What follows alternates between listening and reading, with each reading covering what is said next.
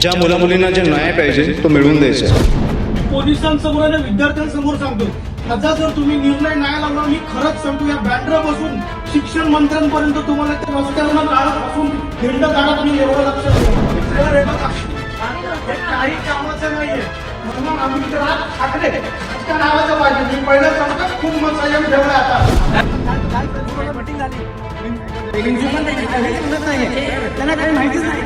पण आपण पाठवा दिले समोर समोर 7 दिवसापासून 15 दिवस.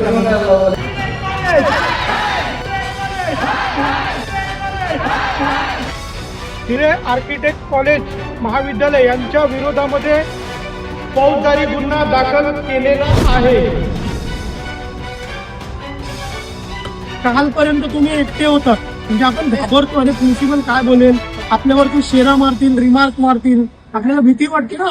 पण इथून पुढे म्हणजे आजच्या दिवसानंतर असं तुमच्या सोबत होणार नाही, कारण की तुमच्या मागे महाराष्ट्र नवनिर्माण विद्यार्थी सेना उभी आहे. नमस्कार. महावृत्तांतच्या स्टुडिओमध्ये आज आपण एका गंभीर विषयावरती चर्चा करणार आहोत, जिथे उच्च शिक्षणाचे स्वप्न दाखवून विद्यार्थ्यांसोबत कथित फसवणूक झाल्याची तक्रार समोर येत आहे. पालकांनी कष्टाची कमाई खर्च केली, विद्यार्थ्यांनी उज्ज्वल भविष्याची आशा बाळगली, पण आज त्यांच्या भविष्यावरती प्रश्नचिन्ह निर्माण झाल्याची भावना त्यांच्या मनात आहे. Doctor Baliram Hire college of architecture प्रकरण मागील काही आठवड्यांपासून खूपच चर्चेत आहे. नेमकं घडलंय तरी काय, विद्यार्थ्यांचं म्हणणं काय आहे आणि या प्रकरणाची खरी वस्तुस्थिती काय आहे हे आपण आज जाणून घेणार आहोत. यासाठी आपल्यासोबत उपस्थित आहेत कॉलेजचे काही विद्यार्थी, पालकवर्ग आणि महाराष्ट्र नवनिर्माण विद्यार्थी सेनेचे महाराष्ट्र सचिव नितीन ननावरे सर. चला तर मग या प्रकरणाची सविस्तर माहिती त्यांच्याकडनं जाणून घेऊया. नितीन सर, नक्की हे प्रकरण आहे तरी काय? तुम्ही जर पाहिलं, हे सर्व जे विद्यार्थी आहेत डॉक्टर बळीराम हिरे आर्किटेक्चर कॉलेज या महाविद्यालयाचे विद्यार्थी आहेत.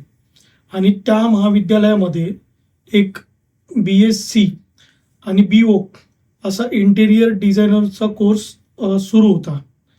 आणि हा कोर्स 2021ला याची पहिली बॅच सुरू झाली आणि आत्तापर्यंत 5वी बॅच आहे आणि अद्याप 6व्या बॅचचं ॲडमिशन सुरू आहे.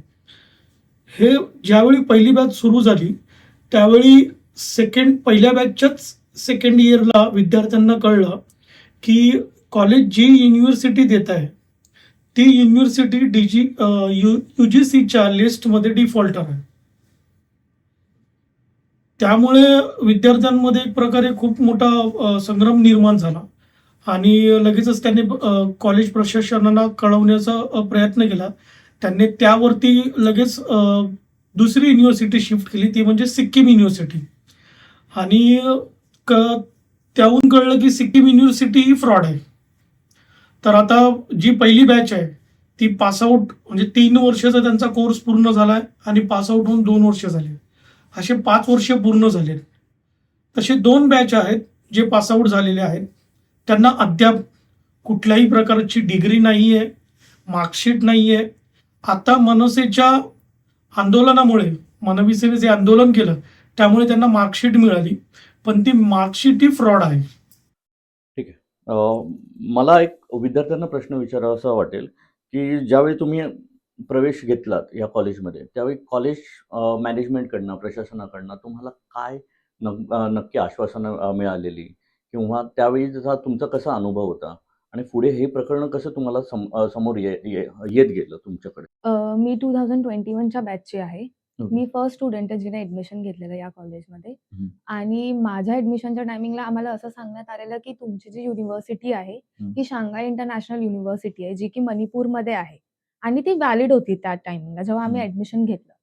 आमचं फर्स्ट सेमिस्टर झाले, सगळे सेम झाले. आमचा फर्स्ट इयर कंप्लीट झाला. जेव्हा आम्ही मार्कशीटसाठी विचारत होतो, कारण कसं असतं जेव्हा तुम्ही फर्स्ट सेम देता तेव्हा तुम्हाला लगेच तुमची फर्स्ट सेमची मार्कशीट येते. बरोबर. आम्हाला तसं काहीच देण्यात आलं नव्हतं. त्यानंतर जेव्हा आम्ही वारंवार त्यांना विचारत होतो, तर त्यांच्याकडे काही उत्तर नव्हतं. आणि आमच्या सेकंड इयरमध्ये म्हणजे 2023 मध्ये ती युनिव्हर्सिटीच बंद झालेली शांघायची आणि कॉलेजवाल्यांकडनं आम्हाला हे काहीच सांगण्यात आलं नव्हतं. जेव्हा आम्ही आमचा रिसर्च केला आणि आम्हाला जेव्हा कळालं आणि आम्ही कॉलेजला विचारलं, तर ते सांगत होते की तुम्ही जे बघताय ती वेबसाईट फेक आहे, असं काहीच प्रकारे नाहीये. तुम्ही जे रिफर करताय ते सगळं खोट्या गोष्टी आहेत. आणि ह्या गोष्टी जेव्हा मीडियावर आल्या सगळ्या गोष्टी, त्यानंतर प्रिन्सिपलनी एक ताबडतोब मीटिंग ठेवली ज्यात त्यांनी आम्हाला सगळ्यांना सांगितलं, की तुमचे पूर्ण जे 5 बॅच आहे त्यांना आम्ही सिक्कीममध्ये ट्रान्सफर करतोय. कारण शांघाय बंद झाली म्हणून. आणि जेव्हा आम्हाला सिक्कीममध्ये ट्रान्सफर केलं, त्याच्या दुसऱ्या दिवशीच आम्ही प्रिन्सिपलला सांगितलेलं, "सर ही पण युनिव्हर्सिटी जी आहे ती डिफॉल्टरमध्ये आहे. तर तुम्ही आम्हाला एका चांगल्या युनिव्हर्सिटीमध्ये ट्रान्सफर करा, जेणेकरून मुलांचं नुकसान नाही होणार." तर त्यावर ते असं सांगत होते, की "नाही, असं काही प्रॉब्लेम नाही. मी स्वतः सिक्कीमला जाऊन आलोय." तर आम्ही त्यांच्याकडे फक्त एक गोष्ट मागत होतो, की आम्हाला अफिलिएशन प्रूफ दाखवा, की आम्ही एनरोल आहोत तिथे. त्यांनी काहीच तशा प्रकारे काही दाखवलं नव्हतं. ॲडमिशनच्या टायमिंगला आम्हाला त्यांनी असे सगळे स्वप्न दाखवले, की तुम्हाला प्लेसमेंट भेटणार, तुम्हाला चांगला पॅकेज भेटणार, प्लस तुम्हाला बाहेरगावी पण जॉबसाठी ऑफर्स येणार आपल्या युनिव्हर्सिटीमधून. इव्हन तुम्हाला साइट व्हिजिट असणार भरपूर साऱ्या. ओके. अशा प्रकारे त्यांनी आम्हाला हे होप्स दिलेले. मग त्यातल्या काहीच गोष्टी तुमच्यासोबत नाही, घडल्या नाही. काहीच नाही. ठीक आहे. मग तुम्हाला एक साधारण कॉलेजच्या या ज्या परवानग्या आहेत किंवा मान्यता आहेत, याविषयी तुम्हाला काहीच कल्पना नव्हती किंवा कुठल्या प्रकारच्या अशा केसमध्ये कुठल्या प्रकारच्या कॉलेजच्या मान्यता असाव्यात, असं साधारण तुम्हाला नितीन सर वाटतं? जर तुम्ही टेक्निकली पाहाल ना, हं. तर बी-वोक आणि बी-एससी हा कोर्स मुंबई युनिव्हर्सिटीच्या लगतचा आहे. आणि ह्यांनी मुंबई युनिव्हर्सिटीला अफिलिएट न करता कुठलीतरी महाराष्ट्राच्या बाहेरची युनिव्हर्सिटी, जिचा काही ठाम पत्ता नाहीये, अशी युनिव्हर्सिटी विद्यार्थ्यांवरती लादली, ओके. ज्याचं माई-बाप कोणीच नाहीये.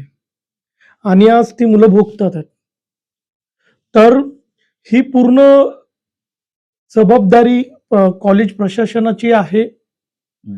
त्यांनी कुठलीही शहानिशा न करता त्यांनी हा कोर्स दिलेला आहे. मला असं वाटतं, जर कॉलेजने जर हाच कोर्स मुंबई युनिव्हर्सिटीला अफिलिएट केला असता, तर नक्कीच ह्यांचं वर्ष आणि यांचं शैक्षणिक जे काही नुकसान आहे ते नक्कीच भरून ही वेळच आली नसती आज आपल्यावरती. बरोबर. ठीक आहे. यामुळे विद्यार्थ्यांचं साधारण शैक्षणिक नुकसान तर झालंच आणि त्यामुळे त्यांच्या ह्या अशा चुकीच्या धोरणांमुळे विद्यार्थ्यांवरती नक्की आता ह्या गोष्टींचे काय परिणाम होतात? तुम्ही काय भोगताय आता? तर ॲडमिशनच्या वेळी तर खूप असं वादे दिले होते आणि आम्हाला त्या ॲडमिशन वेळी सांगितलं बी-वॉक होतं आणि नंतर आमच्या आय-डीवरती बी-एस-सी लिहून आलं. तर आम्ही लोकं प्रश्न केलं, तर ते पहिल्यांदा तर त्यांनी सांगितलं, की ते मिसप्रिंट आहे. 1-2 आय-डी कार्ड आले होते म्हणून आम्हाला कळलं, की ओके ठीक आहे मिसप्रिंट होतं 1-2 आय-डीमध्ये. नंतर आम्ही सगळ्यांचं आय-डी कार्ड बघितलं, तर तेव्हा मला कळलं, की हे मिसप्रिंट नाही, हे बी-एस-सीच आहे आणि आम्हाला ॲडमिशनच्या वेळी आम्हाला बी-वॉक सांगायचं. आणि जेव्हा आम्ही परत क्वेशन केलं आणि त्यांचा ते जबाब आम्हाला दिलंच नाही आणि खूप असं सांगितलं होतं, की एक्सटर्नल सब्जेक्ट्स आणि खूप असेल. आता तर आमची फीज 80,000 आहे. काही स्टुडंट्स स्टुडंट लोन घेऊन पे करतायत फीस. काहींचं फायनान्शियल स्टेज असं नाही, की सगळेजण अफोर्ड कर सकताय. आणि आता आम्हाला कोण जॉबला पण घेईल नाही, जेव्हापर्यंत आम्हालाकडे डिग्री नसेल. अभी तो डिग्री है नहीं, इसके लिए घर पे बहुत स्ट्रेस आउट माहौल है, क्योंकि ऑलरेडी वी आर लाइक हम लोग 3rd ईयर लास्ट स्टूडेंट है। लाइक इन 1 मंथ और 2 महीने में हमारी एग्ज़ाम्स अभी तक हो जानी चाहिए थी, अभी तक हुई नहीं है, क्योंकि इसकी वजह से डिग्री का इतना सब हो रहा है, तो स्टूडेंट्स के अटेंडेंस पे बहुत प्रेशर आ रहा है, बच्चे आ नहीं रहे ट्रस्ट की वजह से कॉलेज में। एंड लाइक अभी फिर जब हम लोग जाके कन्फ्रंट कर रहे हैं, तो फिर कॉलेज की तरफ से ये आ रहा है कि तुम लोग आ नहीं रहे हो, इसके लिए हम लोग डिले कर रहे हैं। एंड हमें कॉलेज पूछता है कि आपको कभी एग्ज़ाम देना है, जबकि हमें कॉलेज बताना चाहिए कि ये टाइम पे एग्ज़ाम होगी, क्योंकि यूनिवर्सिटी से डेट आते हैं, क्वेश्चन पेपर आते हैं। पर ये हमें पूछा जाता है कि आप कभी कन्वीनिएंट हो, हम आपके एग्ज़ाम्स कभी ले सकते हैं। हमारे कन्वीनिएंट के हिसाब से वो लोग डेट पोस्टपोन करते, आगे करते, पीछे करते। लाइक केटीज़ के जो बच्चे पेपर्स हैं अभी तक क्लियर हो जाने चाहिए, जिन बच्चों को केटीज़ लगी है, वो भी अभी तक क्लियर नहीं हुई। ऑलमोस्ट एक 5th 4th सेम की केटी अभी 6th सेम तक अभी तक बच्चों की क्लियर नहीं हुई है। तो वो लोग आगे प्रोसीड कैसे किया नेक्स्ट सेमेस्टर में? ये भी वन ऑफ द क्वेश्चन्स है। क्योंकि अभी जिन बच्चों को कभी जॉब मिल गई है, उनको भी बहुत स्ट्रेसफुल हो रहा है कि बार-बार मैनेज करके आना, कॉलेज से क्वेश्चनिंग करना। हमें कॉलेज में एंट्री भी नहीं दी जा रही है, हमारे आईडी कार्ड्स चेक कर रहे हैं। जो 5th ईयर जो लास्ट 2 बैचेज़ जो पास आउट हो गए, उनको तो एंट्री ही नहीं है। जब हमारी कल मीटिंग हुई, तो हमारे आईडी कार्ड्स चेक कर दिए गए। अगर हम लोग 3rd ईयर 2023 के बैच तक के बच्चों को खाली एंट्री है, उधर से जो स्टार्ट होते हैं। बाकी बच्चों को एंट्री नहीं है, बाउंसर्स लगाए गए हैं।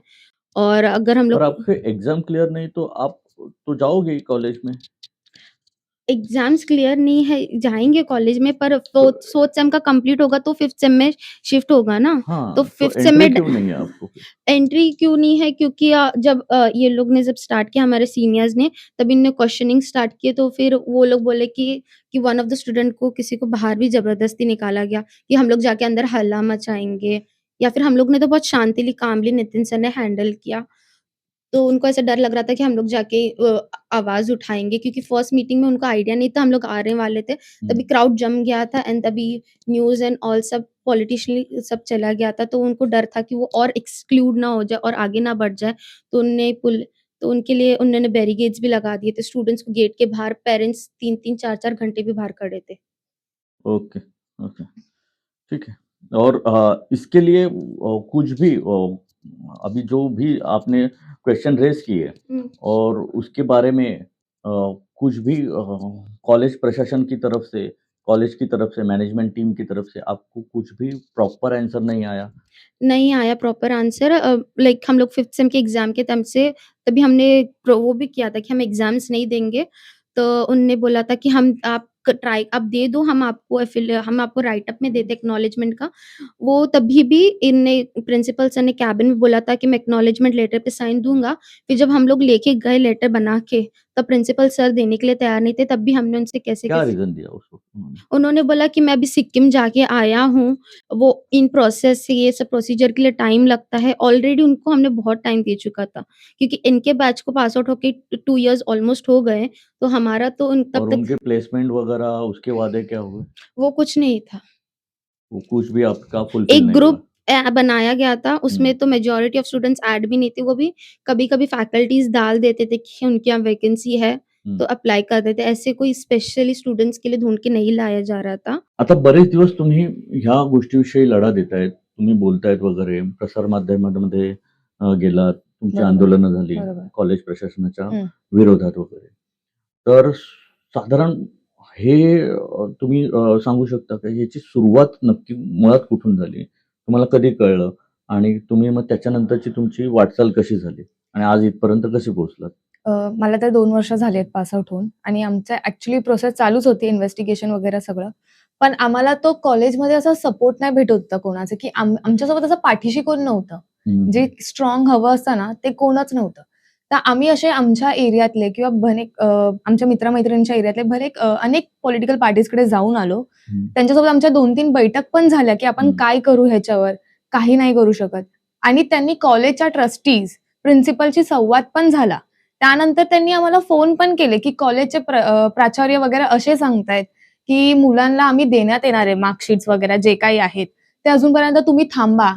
तुम्हाला भेटणार. हे आत्ताचे जे सत्तेत बसलेले लोकं आहेत, त्यांच्याकडे आम्ही गेलेलो. ते आम्हाला असं सांगतात, की कॉलेजवर विश्वास ठेवा, थोडा वेळ थांबा, तुम्हाला भेटणार आहे. पण तुम्हाला जर पैसे हवे असतील मिळून, तर आम्ही ते तुम्हाला देतो. आमचा एकच प्रश्न होता त्यांना, की पैशासाठी आम्ही इथे आलो नाही. आम्हाला जी डिग्री बरोबर. आहे, ते आम्हाला हवी होती. त्यासाठी आम्ही तुमची मदत मागायला आलेलो. तर त्यांच्याकडून आम्हाला काही सपोर्ट भेटला नाही. नंतर आम्ही मग मनसेकडे गेलो हं, आणि ते पण कसं झालं, की 11 मार्चला आम्ही कॉलेजमध्ये खूप वैतागलेलो. आम्ही 3 मुली होतो. आम्ही सकाळपासून ते दुपारपर्यंत होतो. कॉलेजवाल्यांनी आम्हाला लिटरली असं पूर्ण बेदखल करून टाकलेलं. आमची उत्तरं देत नव्हते. हं, आम्ही रडायला आलेलो हं, आणि आम्ही हं, कसं-कसं करून तरी Google वगैरे करून आम्ही मनसेचा नंबर शोधला. हं. अ, राजगडला ऑफिस आहे दादरला, तिकडचा आम्हाला नंबर भेटला. त्यांच्याशी आमचं बोलणं झालं आणि त्यांनी ते आमची नीड लगेच समजून घेऊन त्यांनी आम्हाला ताबडतोब त्या दिवशी बोलावलं. त्या दिवशी 5 वाजता आम्ही ऑफिसला गेलो त्यांच्या. त्यांनी आमच्याकडनं पत्र वगैरे लिहून तिथे घेतलं. कोण भेटलं तुम्हाला? त्यांचं नाव प्रशांत मोरे होते ते. अच्छा. ते आम्हाला भेटले. हं, त्यांनी आमच्याकडनं पत्र वगैरे अमित सरांसाठी लिहून घेतलं. मग ते पत्र दुसऱ्या दिवशी नितीन सरांना पण भेटलं. राइट. नेक्स्ट डे लगेच नितीन सरांना आम्ही भेटून आलो. हं, त्याच्या दुसऱ्या दिवशी नितीन सर आणि मनसेची पूर्ण टीम आमच्यासोबत कॉलेजला आलेली आणि त्यानंतर जे फॉलोअप चालू होतं कॉलेजसोबत ते चालूच राहिलं. पण ह्या सगळ्यामध्ये आम्हाला मनसेकडनं खूप हेल्प झाली आणि मेनली म्हणजे आपले अमित सर त्यांनी आम्हाला डे 1 पासून सपोर्ट केला ह्या गोष्टीमध्ये आणि आता तो आमचा लढा सुरूच आहे सध्या. आता तुमच्या शैक्षणिक वर्षाच्या पूर्ण कारकिर्दीमध्ये जे चालू होतं तुमचं कॉलेजचं शिक्षण चालू होतं, त्यावेळी तुम्हाला हे काही कॉलेजच्या चुका दिसायला लागल्या किंवा काही कमी दिसायला लागल्या, जेणेकरून तुम्ही विचार केला की नाही आपली फसगत होते वगैरे. हां, तर अशा काही चुका तुम्हाला कॉलेजच्या दिसत होत्या.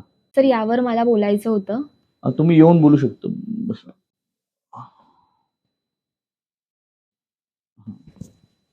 मी फर्स्ट बॅचमधली स्टुडंट आहे 2021 हां, मध्ये. हां, हां. आणि आम्हाला म्हणजे आम्हाला रिझल्ट्स दिले नव्हते आणि आम्ही जेव्हा यांना क्वेश्चन्स केले तेव्हा आम्हाला सांगाई युनिव्हर्सिटीचा फर्स्ट इयरचा रिझल्ट दिला बरोबर. आणि नंतर काही दिवसांनी त्यांनी म्हणजे प्रेशरमध्ये येऊन परत रिझल्टसाठी आम्हाला एनरोल केलं असं सांगितलं की सिक्कीम युनिव्हर्सिटीमध्ये.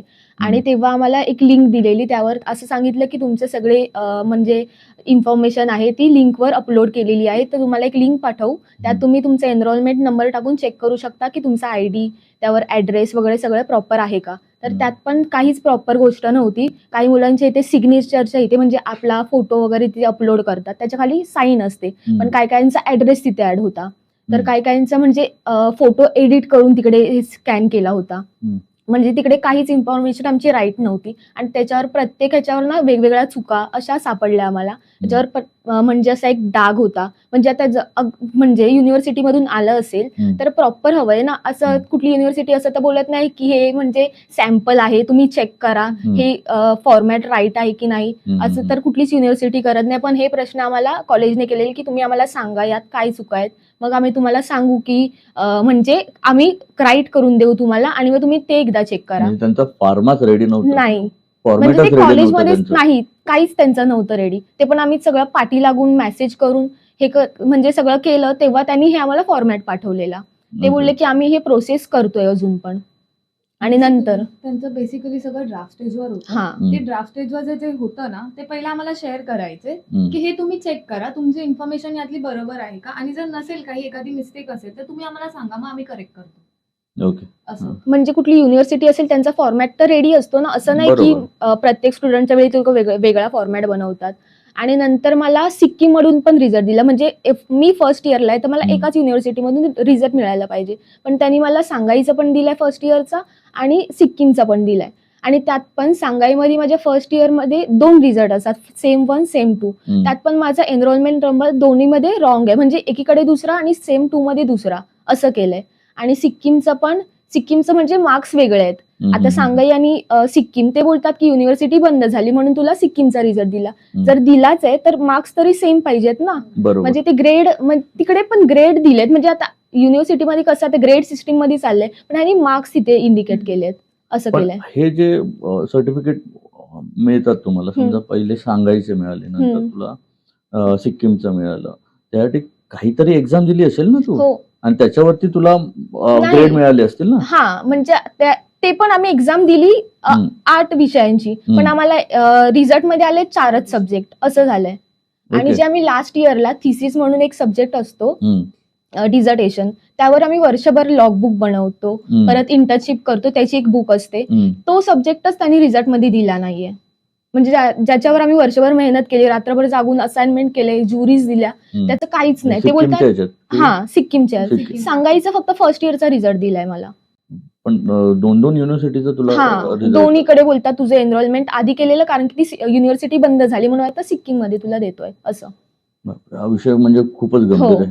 आणि त्यांना विचारल्यावर ते बोलतात तुमचा सब्जेक्ट डिवाइड केलाय आम्ही. तुमच्या सोबत ज्यावेळी ऍडमिशनच्या वेळी पालकांनी जे काही तुम्हाला ऍडमिशन्सला काही पालक आले असतील, आता तुम्ही बऱ्यापैकी मॅच्युअर्ड आहात, स्वतःने पण केलं असेल, पालक आले असतील वगैरे, आणि त्यानंतर हा सगळा गोंधळ तुमच्या घरी समजल्यावरती एकंदरीत आज आपल्या स्टुडिओमध्ये सांगायला हे वाटेल आपल्याला की ह्या विद्यार्थ्यांसोबत यांचे पालक पण, काही विद्यार्थ्यांचे पालक पण आले आहेत. आपण एक प्रतिक्रिया त्यांच्याकडनं पण घेणं गरजेचं आहे की ॲज अ पॅरेंट्स, पालक, आज विद्यार्थी जे काही सफर करतायत तर त्यांचं काय मत आहे, हे त्यांच्याकडनं त्यांची प्रतिक्रिया जाणण्यासाठी आपण एकदा पालकांना पण विचारूया. नमस्कार. ह्या सगळ्या गोंधळात ॲज अ पालक म्हणून तुम्ही काय बघता? तुमच्या मुलांचं भवितव्य तुम्हाला कसं दिसतंय या सर्व गोंधळांमध्ये वगैरे? समाजामध्ये डिप्रेशन नावाचं केवढं मोठं हे चालू आहे. आता माझी बहीण फर्स्ट बॅचमध्ये तिथून पास आउट झाली आहे. तिचे 3 वर्ष ते कंप्लीट होऊन 2 वर्ष ती विदाऊट जॉब घरी बसली आहे. त्यामुळे डिप्रेशन ही खूप मोठी समस्या झाली आहे आणि प्रत्येक वेळेस तिच्या मागे राहणं पण शक्य नाहीये. आता तिला जसं डिप्रेशन आलंय तसं घरी मम्मी-पप्पांना पण डिप्रेशन आहे. तिची दरवर्षी ₹80,000 आम्ही फी भरली आहे. 3 वर्ष सलग 80,000 फीस भरली आहे. त्यानंतर तिला वेगळा जो खर्च लागतो त्यांचा ड्राफ्टिंगचे त्या लोकांचे जे काही मटेरियल्स आहेत, पुन्हा ते प्रोजेक्टचे झेरॉक्स, प्रिंटआउट सगळ्या गोष्टीचा तिला जो खर्च लागलाय. आता आपली वडिलोपार्जित संपत्ती नाहीये. एक सामान्य घरातली मुलं आहेत, ही आमच्यासारखेच सगळे आहेत. त्यामुळे पॅरेंट्सनी पण कष्ट करून त्यांचे पैसे भरलेत. त्यामुळे आता हिला तेवढं सगळं करून तिला डिग्री मिळत नाहीये. ती घरात आहे. तिच्याकडे बघून घरच्यांना पण डिप्रेशन येतंय. साधारण जे आता तुम्ही जो तुमचा अनुभव सांगितला, कमी जास्त प्रमाणात हा इतर विद्यार्थ्यांच्या पण पालकांच्या मनातलीच गोष्ट तुम्ही हो. बोललेत वगैरे. जसे की मुलं डिप्रेशनमध्ये आहे, त्यांनी उज्ज्वल भवितव्याची स्वप्न पाहिलेली आणि आज ते त्यांच्या हक्काच्या मार्कशीटसाठी आज लढा देत आहेत हो, वगैरे. ठीक आहे. 2-2 वर्ष कंप्लीट झाल्यानंतरही ते घरात आहेत. हो. कारण त्या मार्कशीट शिवाय, त्या सर्टिफिकेट शिवाय त्यांना कुठेही नोकरी मिळू शकत नाही नाही. मिळत. हां. या परिस्थितीत तुम्ही काय त्यांचा एक मोरल सपोर्ट म्हणून काय त्यांच्याकडे कसं करता? या सगळ्या गोष्टीनंतर आम्ही स्वतः एकदम डिमोरलाइज झालेलो, की आता पुढे काय करणार? तिच्या आयुष्यातली 5 वर्ष फुकट गेली आहेत. पैसे समजा आम्ही कमवू, पण तिच्या आयुष्यातला वेळ वाया गेलाय त्याच्यासाठी काय करणार? नक्की. त्यामुळे आम्हाला खूप मोठा आशेचा किरण दिसला, तो म्हणजे महाराष्ट्र विद्यार्थी सेना. त्यामुळे आता आम्हाला होप्स आलेत, की त्या लोकांना रिझल्ट मिळतील. तिला प्रॉपर जॉब मिळावा, त्यासाठी आम्हाला तिची डिग्री हवी आहे. नक्कीच. हो. जशी महाराष्ट्र नवनिर्माण विद्यार्थी सेना त्याच्यासाठी प्रयत्नशील आहे आणि नक्कीच तुम्हाला जे अपेक्षित त्यांची सर्टिफिकेट आहेत ते मिळवून देतीलच. हं. ठीक आहे. धन्यवाद. नितीन सर, मला तुम्हाला ह्या विद्यार्थ्यांचं जे म्हणणं आहे, जे ऐकल्यावरती मला तुम्हाला एक प्रश्न विचारावासा वाटेल, की शासनाची यामध्ये काय भूमिका असावी? जी हां. तुम्ही अपेक्षित आहात? कारण एवढे विद्यार्थी आहे, यांचं नुकसान, शैक्षणिक नुकसान झालं आहे. यांचे चेहरे बघा तुम्ही, तर यांच्या चेहऱ्यावरती तो ट्रेस आहे, की बाबा अजून आपण शिक्षण पूर्ण केलंय, पण आपण अजूनही योग्य त्या ह्याला नोकरी पदाला नाही लागलोय वगैरे. यांचा तो वेगळा ट्रेस आहे. आणि ह्यामध्ये शासनाने ह्यांच्याकडे काय म्हणून बघावं किंवा ह्यांना कसं सपोर्ट करावं? तुम्हाला एक साधारण काय वाटतं? नक्कीच. खरं तर हा तुमचा खूप व्हॅलिड प्रश्न आहे. विद्यार्थ्यांसाठी खूप महत्त्वाचा प्रश्न आहे, की 2 वर्ष झाले आमच्याकडे डिग्री नाहीये आणि जी मुलं आता शिकत आहेत, त्यांचं पुढे काय होणार, कसं होणार? त्यांना खरंच व्हॅलिड डिग्री मिळेल का? आत्ता तरी मिळेल का? हा सगळा खूप मोठा जंक आहे, खूप मोठा प्रश्न आहे. आपण जो लढा हाती घेतलाय ना, ह्याचा एंड, ह्याचा शेवट तेच आहे, की जे मुलं पास आउट झाली आहेत, त्यांना व्हॅलिड डिग्री मिळावी आणि जी मुलं आता शिकत आहेत, म्हणजे 3री, 4थी, 5वी बॅच, ते आता कॉलेजमध्ये शिकत आहेत. तर त्यांचं व्हॅलिड युनिव्हर्सिटीमध्ये, म्हणजे मुंबई शासनाची जी कुठली युनिव्हर्सिटी असेल, त्यांनी ठरवावं. त्यांना तिथे स्थलांतर करण्यात यावं. जेणेकरून जे पास आउट झालेले विद्यार्थी आहेत, त्यांचं शैक्षणिक जे नुकसान झालंय, ते भरून निघेल. त्यांना व्हॅलिड डिग्री मिळेल. भविष्यामध्ये ते मास्टर्स करतील. त्यांना चांगला जॉबला लागायचं असेल किंवा कोणाला फॉरेनला जायचं असेल तर ते त्यांना उपयोगी पडेल. आणि जे ही बॅच चालू बॅच आहे, त्यांना मुंबई युनिव्हर्सिटी सारख्या शासनाच्या युनिव्हर्सिटीमध्ये ॲफिलिएट करून त्यांना तिकडून ते व्हॅलिड होऊन जाईल. बरं. तर ह्यासाठी आम्ही तो पत्रव्यवहार शासनाशी केलेला आहे. DTEC केलेला आहे. DTEचे जे अध्यक्ष आहेत मोहितकर साहेब, त्यांना आम्ही भेटलो आहोत. डॉक्टर मोहितकर. परत DHEचे जे मुख्य संचालक आहेत देवळणकर सर, त्यांनाही आम्ही भेटलो आहोत आणि तो आमचा लढा पुढे सुरू आहे. त्या प्रोसेसमध्ये आहेत आणि नक्कीच ह्याला यश गवसेल अशी आम्हाला पूर्ण खात्री आहे. नक्कीच सर. आता मूळ मुद्दा विचारण्याचा हा होतोय, की हे प्रकरण आता मागील काही आठवडे गाजतंय. तुम्ही महाराष्ट्र नवनिर्माण विद्यार्थी सेनेने हा मुद्दा लावून घेतलाय आणि त्याच्यामध्ये थेट अमित साहेबांनी पण उडी घेतली म्हणता येईल. त्यांचा तुम्हाला पूर्ण पाठिंबा आहे वगैरे.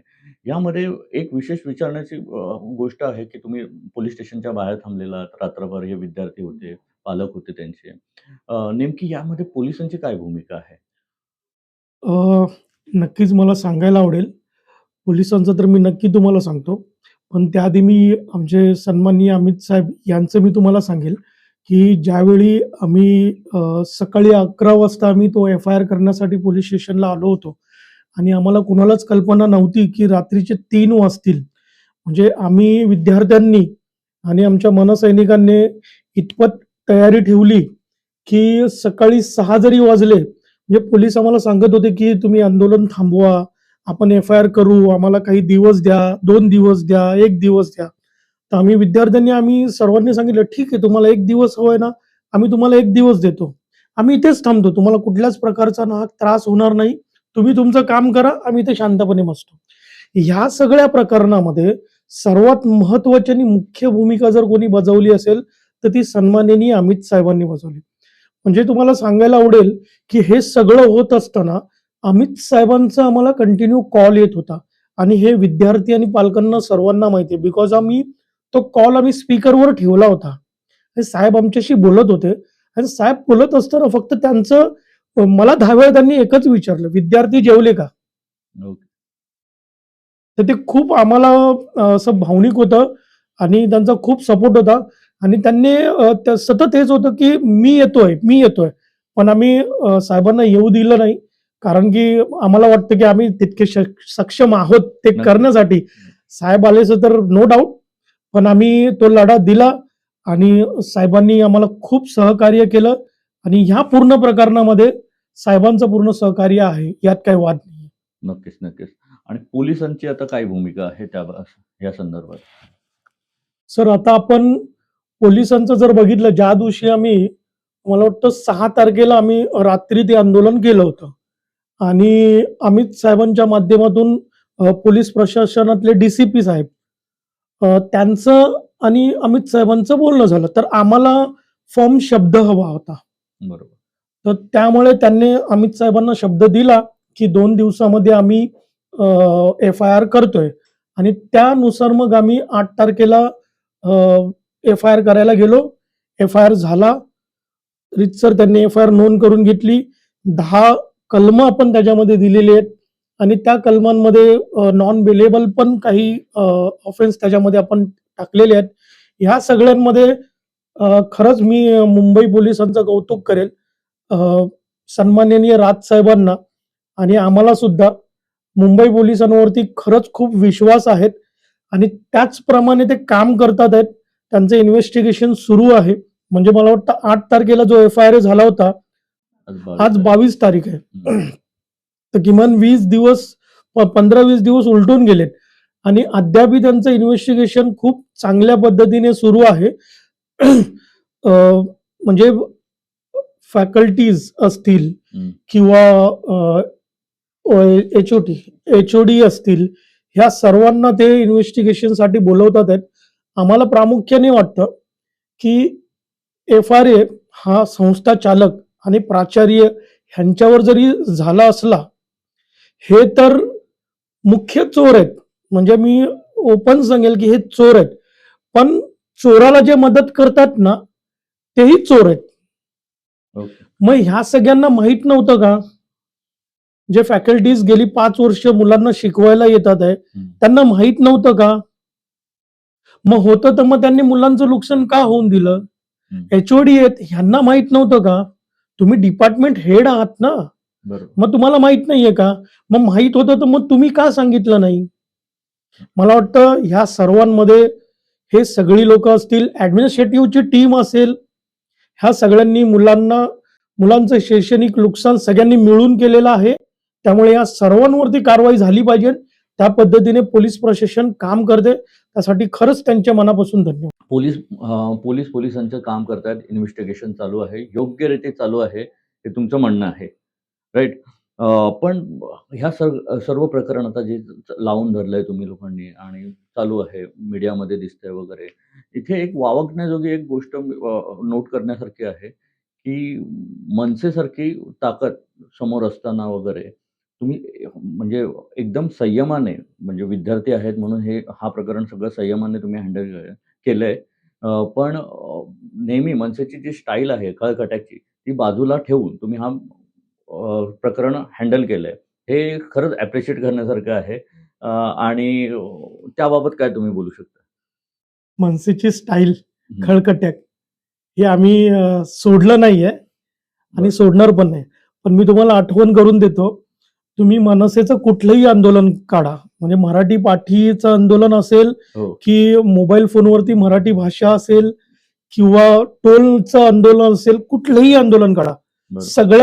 सगळ्यात पहिल्यांदा आम्ही निवेदन दिलंय. अच्छा. म्हणजे आम्ही रीतसर काम करतो. विचार. पण काही लोकांना ती भाषा कळत नाही. अच्छा. त्यामुळे आम्हाला खळकट्याक करावं लागतं. ह्या प्रकरणामध्ये सुद्धा असंच आहे. आम्ही सुरुवातीला रीतसर आम्ही आत्तापर्यंत रीतसर मार्गाने चाललो आहोत आणि आम्हाला चांगलं यश मिळत आहे. पण जर समजा पुढे जाऊन ती वेळ आली, तर नक्कीच आम्ही खळकट्याक करू. अच्छा. नक्कीच विद्यार्थ्यांसाठी काही पण. कारण मनसेला तो टॅगच आहे, जिथे प्रश्न गंभीर तिथे मनसे खंबीर.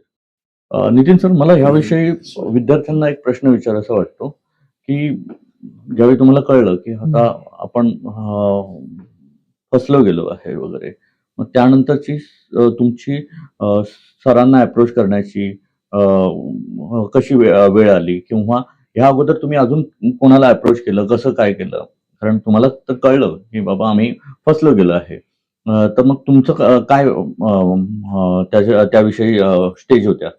नमस्कार. मी सध्या 3rd इयरमध्ये शिकत आहे आणि जेव्हा आम्हाला समजलं की ही युनिव्हर्सिटीचा काही प्रॉब्लेम आहे, तेव्हा आम्ही प्रिन्सिपल सोबत मीटिंग करण्याचा प्रयत्न करत होतो.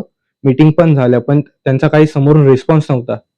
आम्ही अजून काही पॉलिटिशियन्सकडे गेलेलो. पहिलं म्हणजे तुम्ही तुमचे मुलं पहिल्यांदा प्रिन्सिपलशी मीटिंग झाली. तुमच्या लेवलला त्यांच्याशी हे हां. केलं, संपर्क साधला, संपर्क त्यांना साधला. सांगितलं की आमचे हे प्रॉब्लेम आहेत आणि अशा गोष्टी आहेत. हां. त्यांच्या प्रिन्सिपलकडून आम्हाला समोरून काही रिस्पॉन्स नाही आला, काही उत्तर नाही मिळालं. म्हणून आम्ही भरपूर पॉलिटिशियन्सकडे गेलो. त्यांच्याकडून पण काही मदत नाही झाली. शेवटी आम्ही मनसेकडे गेलो. त्यांच्याकडून आम्हाला मदत झाली. डे 1ला आम्ही प्रिन्सिपलला भेटायला गेलो सरांसोबत. त्यांनी काही प्रश्न विचारले त्यांना. त्यांच्याकडून उत्तरं आली. ती बोलली मीटिंग घेणार पुढे म्हणून.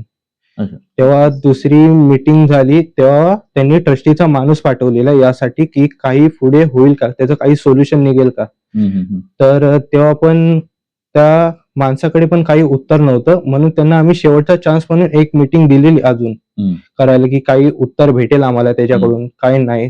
तेव्हा पण त्यांनी एक ट्रस्टीचा माणूस पाठवलेला. त्याच्याकडे पण काही उत्तर नव्हतं. सेम म्हणजे आमचे प्रश्नच आम्हाला उत्तर भेटत नाही त्याचं.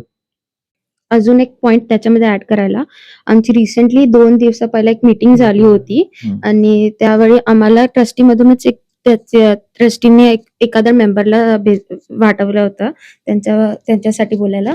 आणि त्यांनी त्या दिवशी मला काय सांगितलं की आता मॅनेजमेंटला आणि ट्रस्टला हे गोष्ट अजूनपर्यंत कळलंच नाही. आता त्यांना कळलंय, जेव्हा तुम्ही न्यूज मध्ये गेलं, आता रिसेंटली 1 हफ्ता गेले. म्हणजे आम्ही लोक पोलीसमध्ये गेलं, आम्ही कंप्लेंट केलं, एवढं आम्ही प्रोटेस्ट केला, आम्ही गेटवरती आंदोलन केलं. आम्ही तिथे बसले होते. आमचे पेरेंट्स आले, प्रश्न केले आणि प्रिन्सिपलांनी त्यांना काहीच नोटिफाय नाही केलं मॅनेजमेंटला या ट्रस्टीला. एकंदरीत म्हणजे तुमचं म्हणणं आहे तुमची फसवणूकच होते त्यांच्याकडे. ते लोक फक्त एक पे से दुसरे पर असं फक्त रिस्पॉन्सिबिलिटी ढकलाढकली करताय. ते योग्य उत्तर कोणच देत नाही. प्रिन्सिपल ना मॅनेजमेंट ना ट्रस्टी. आता पण ट्रस्टी कितींदा तुमच्या समोर आले? एकदा पण नाही. यांच्या समोर पण एकदा पण नाही आले. त्यांचा फक्त माणूसच येतोय. माणूसच तो पण एक नाही, वेगवेगळे येतात. ओके. आणि त्यांच्याकडनं काही वेगळा आला, दुसऱ्या मीटिंगला वेगळा आला.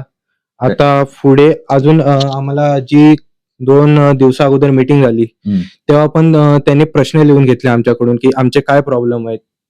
ओके. तर तो बोलला 1 हफ्त्यानंतर अजून एक मीटिंग घेणार. तेव्हा तो पण येणार आणि ट्रस्टी मधला पण एक माणूस येणार. तर आम्ही काय ट्राय करणार बोलला. आम्ही काय बोललो, तुम्ही ट्रस्टीलाच आणा समोर. तर तो बोलला आता ट्राय बरोबर करतो आहे. मी म्हणून. बरोबर. जी काही कॉलेजमध्ये 2 दिवसापूर्वी मीटिंग झाली, हम्म. जी व्यक्ती ट्रस्टीच्या वतीने आली होती, हम्म. कोण होते ते, हम्म. मॅनेजमध्ये त्यांचं डेजिग्नेशन काय आहे, हम्म. फॅकल्टी आहे किंवा हेड ऑफ द डिपार्टमेंट आहेत, हम्म. कोण आहेत, त्यांचा संबंध काय, ओके. विद्यार्थ्यांशी संवाद साधण्याचा. नाही, बरोबर. मग इतकी सगळी माहिती घेतल्यावर कळतं की ते माझे विद्यार्थी आहेत. हम्म. अच्छा, एवढा पोळका माझे विद्यार्थ्यांना. मग आमच्याकडे पण पासआउट झालेले माझे विद्यार्थी आहेत ना, बरोबर. त्यांना गेटच्या आतमध्ये येऊ देत नाही, त्यांच्यासाठी तुम्ही बाउन्सर्स उभे करता आणि ते माझे विद्यार्थी स्वतःला मनवतात आहेत, ते हेड ऑफ द डिपार्टमेंट होतेच ना. अच्छा. म्हणजे तुम्ही चोरी करायची, सोबत राहायचं आणि दाखवायचं की नाही आम्ही काय करत नाही, तर हे आम्ही चालणार नाही, आम्ही खपवून घेणार नाही. उद्या जर अशा प्रकारचा कुठला जर व्यक्ती तिकडे येत असेल तर मी सगळे माझे विद्यार्थी घेऊन मी जाणार कॉलेजमध्ये. बरोबर. हा माझा थेट इशारा आहे. आता समजा ह्यांचा गोंधळ झालाच आणि ह्यांचा एकंदरीत सगळं भवितव्यच अंधारात झाल्यासारखं झालंय वगैरे, असे एक ना अनेक प्रकार आपल्या नजरेत येत असतात. आज तुम्ही समाजसेवेमध्ये आहात मनसेच्या माध्यमातून वगैरे, अशा एक ना अनेक तुमच्याकडे प्रकरणं येत असतात वगैरे. याच्यात काय वाटतं तुम्हाला, नक्की विद्यार्थ्यांची किती चुकी, त्यांच्या पालकांची किती चुकी, का अजून काही हे असे प्रकार टाळण्यासाठी आपल्याला काय नक्की करता येईल, किंवा तुम्ही काय एक संदेश देऊ शकता आपल्या माध्यमामार्फत इतर समाजाला किंवा इतर पालकांना, विद्यार्थ्यांना? खूप सिंपल आणि खूप साधं आहे. ज्यावेळी पालक आणि विद्यार्थी एखादं कॉलेजमध्ये ऍडमिशन घ्यायला जातात, ते कॉलेज नावाजलेलंच असतं, त्या पद्धतीमध्ये ते स्वतःला प्रिटेंड करतात, लोकांसमोर प्रेझेंट करतात. Advertising fund. येस, ऍडव्हर्टायझिंग वगैरे त्या सगळ्या गोष्टीचा सगळा फंडा त्यांचा असतो. आणि मुंबईमधलं कॉलेज म्हटलं तर मला नाही वाटत असं कुठलं कॉलेज फसवेगिरी करेल. बरोबर. त्यामुळे विद्यार्थी पालक ऍडमिशन घेतात, बरोबर आहे. आता हा जो काय गोंधळ उडतोय, हे काम विद्यार्थी आणि पालकांचं नाहीये. म्हणजे प्रत्येक वेळी आपण सगळे विद्यार्थी आणि पालकांना ब्लेम करतो की तुम्हाला हे बघता येत नाही का, तुम्हाला ते बघता येत नाही का. मग प्रशासन काय करतंय? बरोबर, महत्वाचा मुद्दा. डीटी आहे ना, डीएचई आहे ना, मुंबई युनिव्हर्सिटी आहे ना, त्यांचं काय काम? मग ते अधिकारी का फक्त नवीन गाड्या घेऊन फिरायलाच ठेवलेत का? तुमचं म्हणणं की साधारण या गोष्टीची स्क्रुटिनी किंवा येस, पडताळणी वगैरे प्रत्येक वेळी प्रत्येक कामाचं ऑडिट झालं पाहिजे. पालकांना आणि विद्यार्थ्यांना दोषी किंवा गृहीत धरायचं नाही. बरोबर, 100%. हे प्रशासनाचं काम आहे. प्रशासनाने चोख करावं. त्यांनी जरा चोख केलं असतं तरी याच विद्यार्थ्यांवरती वेळ आली नसती. राईट. मग इतर विद्यार्थ्यांना तुम्ही काय सल्ला द्याल, की समजा आता याच केसमध्ये की इतर विद्यार्थ्यांनी पण विचार केला की आपण घ्यायचंय असं, ह्याच फील्डला आपण काही वेगळ्या कोर्सेसला जायचंय वगैरे, तर त्यांनी पण काय काळजी घ्यावी? हा जो लढा आहे हा फक्त एका कॉलेज पुरता किंवा ठराविक विद्यार्थ्यांपुरता मर्यादित नाही आहे. हा पूर्ण महाराष्ट्रासाठी आहे. आज जर आम्ही एखाद्या कॉलेजवरती FIR केलाय ना, तर हा असे जे चाललेले महाराष्ट्रामधले संबंधित कॉलेज आहे ना, त्यांना पण चाप बसावं म्हणून तो उभा केलेला लढा आहे. आज जर विद्यार्थ्यांना न्याय मिळाला तर हा या महाराष्ट्राच्या सर्व विद्यार्थ्यांना न्याय मिळणार आहे. म्हणून आमचं सांगणं, म्हणजे मी भविष्याच्या विद्यार्थ्यांना नाही, मी आत्ता जे विद्यार्थी आहेत त्यांनाही सांगेल, तुम्ही तुमच्या स्वतःच्या महाविद्यालयामध्ये तपासा. बरोबर. तुम्ही तुमची डिग्री तपासा की तुम्हाला रिझल्ट देण्यासाठी वेळ झालाय का ते पहा. महाराष्ट्र नवनिर्माण विद्यार्थी सेना विद्यार्थ्यांसाठी केव्हाही कधीही तत्पर आहे. म्हणजे साधारण हा अशा प्रकारच्या सगळ्याच कॉलेजांसाठी मनसेचा एक गंभीर इशारा आहे. येस, 100%. बरोबर. ह्यामध्ये ना नितीन सर, एक अप्रिशिएट करण्यासारखी हीच गोष्ट आहे की या विद्यार्थी देशातले ही मुलं सगळे आणि त्यांनी एवढं त्यांच्याबरोबर झालेल्या घटना, कारण साधारण ह्या घटनेनंतर या वयातले जे कोवळ्या वयातले विद्यार्थी असतात ते साधारण बघायला गेलं तर थोडेसे म्हणजे डिमॉलराईज होतात किंवा एकांतात जातात किंवा आपण फसलो आहे हीच भावना त्यांच्यामध्ये एकदम एकलकोंडापणा आणते वगैरे. पण ह्या विद्यार्थ्यांचं खरंच विशेष कौतुक करायला लागेल मला की ह्यांनी ते मान्य केलं की बाबा आम्ही फसलोय आणि आम्हाला आता पुढे लढा द्यायचा आहे. जिथे आज त्यांचं कॉलेज कंप्लीट झालंय आहे किंवा कॉलेज कंप्लीट होऊन त्यांचं आज काम प्रॉपर ठिकाणी जॉब लागायचं वय आहे आणि तिथे आज ते लोक तुमच्या माध्यमातून म्हणा किंवा स्वतःच्या युनिटीच्या माध्यमातून लढा देत आहेत आणि एक आदर्श निर्माण करतायत दुसऱ्या विद्यार्थ्यांसाठी की ठीक आहे फसलो, एक झाली चूक, पण त्यातून आपण लढा देऊन आपलं पुढचं भविष्यतव्य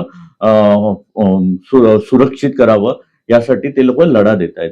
यासाठी महावृत्तांत नक्कीच या विद्यार्थ्यांच्या लढाऊ विद्यार्थ्यांचं नक्कीच ॲप्रिशिएशन करेल आणि त्यांना आमच्याकडनं पण एक असाच सल्ला असेल की तुम्ही लढा, चांगल्या भविष्यासाठी उभे राहा. नितीन ननवणे सरांसारखे व्यक्तिमत्व, मनसेसारखं पक्ष तुमच्या पाठीशी आहे आणि तुम्ही यासाठी लढा आणि आपलं भवितव्य हे करा, सुरक्षित करा.